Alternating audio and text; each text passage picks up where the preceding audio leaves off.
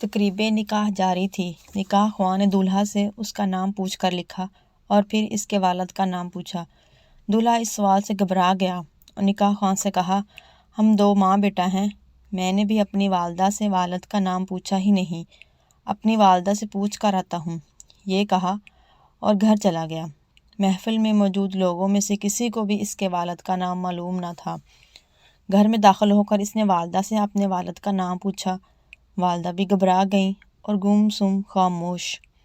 دولہا نے کئی بار اپنی والدہ سے پوچھا اور آخر کار شدید طیش میں آ گیا اور غصے میں اپنی ماں سے نہ جانے کیا کیا بکتا رہا۔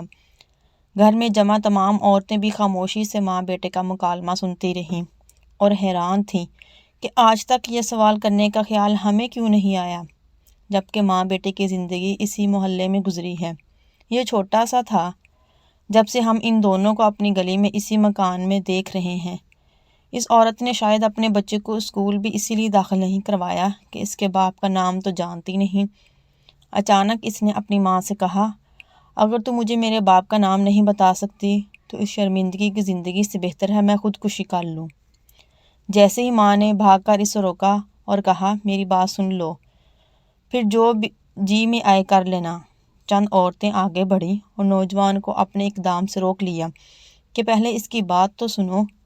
پورے گھر میں خاموشی طاری تھی، سبھی اس عورت کے لب ہلنے کا منتظر تھے اور وہ بولی، پاکستان بننے کے بعد ہمارے والد، چچا، بھائیوں اور خاندان کے تمام مرد و عورت ہجرت کر کے پاکستان کی طرف روانہ ہوئے۔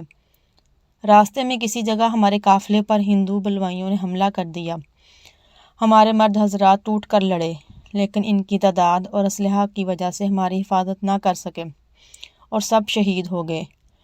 لڑائی کے دوران میرے والد نے رات کے اندھیرے کا فائدہ اٹھا کر ہم عورتوں کو نکالنا چاہا، لیکن میرے علاوہ کسی کو بھی بچانے میں کامیاب نہ ہو سکے۔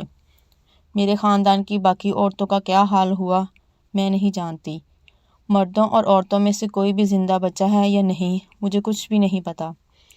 وہاں سے بھاگنے کے بعد میں انتہائی خوف زدہ حالت میں دن تو چپ کر گزار دیتی اور رات کو اللہ کا نام لے کر اسی رستے پر چل پڑتی جو روانگی سے پہلے ہمارے مرد حضرات آپس میں تذکرہ کرتے رہتے تھے۔ ایک رات دوران سفر میں نے کسی جگہ پہ ایک بچے کی رونے کی آواز سنی۔ آگے جا کر دیکھا تو کئی لاشوں کے درمیان ایک شیرخوار بچہ پڑا ہوا تھا۔ میں نے اسے اٹھا لیا، سینے سے لگائے سفر کرتی رہی۔ آخر کار میں پاکستان پہنچ گئی۔ مہاجر کیمپوں میں کسی جگہ بھی مجھے اپنے خاندان کا کوئی فرد نظر نہ آیا اور یوں میری دنیا صرف میرے اور اس بچے تک محدود ہو کر رہ گئی۔ میری عمر کم تھی اور ابھی میری شادی بھی نہ ہوئی تھی۔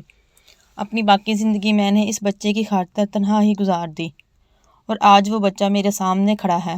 اب بتاؤ، رات کے اندھیرے میں لاشوں کے درمیان سے اٹھائے گئے بچے کے والد کا نام مجھے کون بتاتا؟ بچے کا نام تو میں نے خود سے رکھا ہوا تھا۔ ماں کی بات مکمل ہونے تک ہر آنکھ اشکبار تھی اور وہ بیٹا جو کچھ دیر پہلے ماں کو الٹی سیدھی سنا رہا تھا حیرت اور ممنونیت کا پہاڑ بنا کھڑا تھا۔ پھر شرمندگی کے ساتھ آگے بڑھا اور اس عورت کے احسانات کا بوجھ اٹھائے اس کے قدموں میں گر کر رونے لگ گیا۔